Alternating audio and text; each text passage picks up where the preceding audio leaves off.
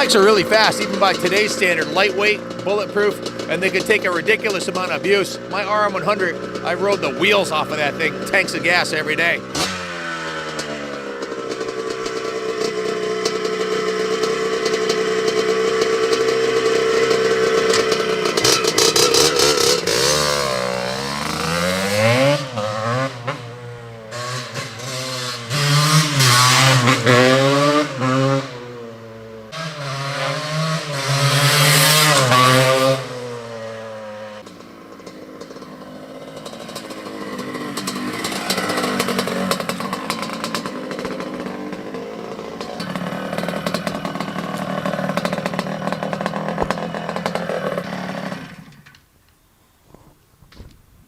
Holy flashback to 1980, Batman. This bike looks, runs, and feels like a brand new motorcycle. And it's just an unbelievable condition. You'd be hard-pressed to find a nicer one. I've never seen one with this kind of low hour use. And the clutch, transmission, top-end engine feel like a brand new motorcycle. And after ripping it up the hill here, it doesn't feel really any different than the new Liquid Cool 125. So I think the thing is with the Liquid Cool bikes, is maybe they last a little longer under race conditions because of the liquid cooling. I don't really know, but I'm just pretty impressed at the horsepower. I'd love to throw this thing on a dyno and see what it's putting down at the rear wheel. I'll bet it's within 10% of a modern 125. It's that good. What's happening, fellas? Feast your eyes on another pristine example of original perfection from the Randy Gillespie collection. This is the lowest hour Mintest original RM125 I've ever seen since I worked at the Suzuki dealer in 1982, 3, and 4. This is a 1980. Last year, the air-cooled. Guys, this bike has original tires on it, has original plastics on it, original seat cover, original handlebars, original grips. Let me just go over what's not original on the bike just to make it a little easier. The chain has been upgraded to a beautiful new gold chain, and the stickers on the gas tank and the side panels, because the original stickers faded and cracked. Other than that, this thing's exactly the way it came out of the box. I'm going to demo it for you, but I'm not going to take it off-road. It's too nice, in my opinion. It needs to be hung from the ceiling of the museum or on display in your private museum or man room. This was in the Randy Gillespie collection, which had a radiant heat flooring. One of the reasons none of the metal is decayed or degraded on this thing, and there was no UV penetration or degradation of the plastics because in his private facility there are no windows. So just remarkable. It even has the original gas tank breather and this little clip here that holds it on. It's just ridiculous. Pegs are perfectly straight. It even has the kickstand on it, which is the first thing that would get taken off and thrown in the parts heap when someone was modifying one of these for racing. Original baffle, original rear fender. It's been ridden a little bit, not much at all. If I had to guess on total ride time, I would say, based on the condition of the tire, which is worn, if you look at the tire, it's worn with the back of the tire worn more than the front, which means it was driven up and down someone's driveway repeatedly. That would explain the condition of the bike. They only wear like this if they're ridden on tar. So somebody rode this around their cul-de-sac. There's no evidence of it being track ridden or raced. The bars are not bent.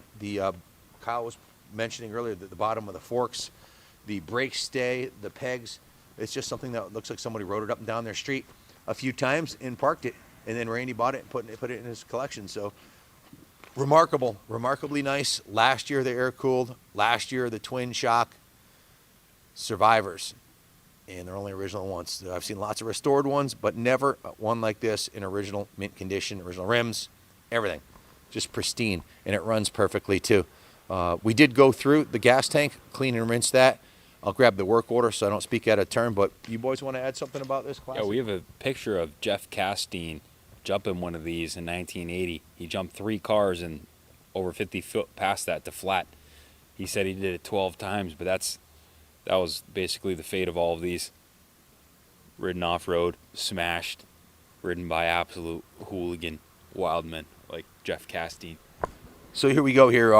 This is what Jeff did with the bike. He did not wheelie or jump it.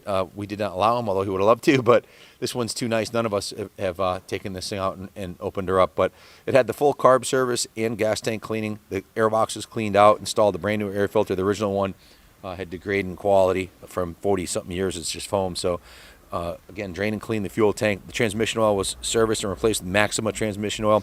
The clean, lubed, and adjusted the clutch cable. Indexed the clutch arm.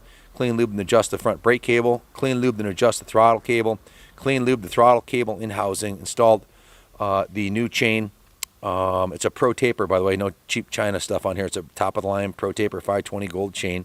1 gallon of VP fuel, mixed 32-1. Really not much else to say. This is a brand new 1980 RM125 that was riding up and down the street a few times, and I'll ride it up and down the driveway one more time just to demo it to you.